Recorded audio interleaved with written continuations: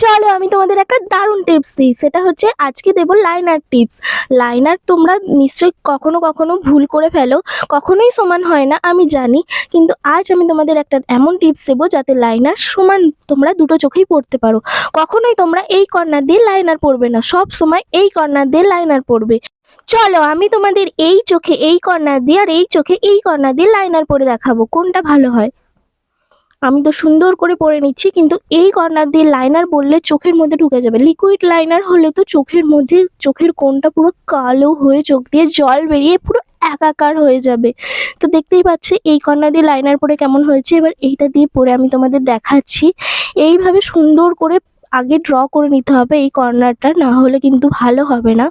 ভালোভাবে পরে একটু একটু করে ওই সাইডে নিয়ে যেতে হবে। তারপর দেখো লুকিংটা জাস্ট ওয়াও। এই লাইনারটা দেখো একদম বেকার, এই লাইনারটা দেখো কত সুন্দর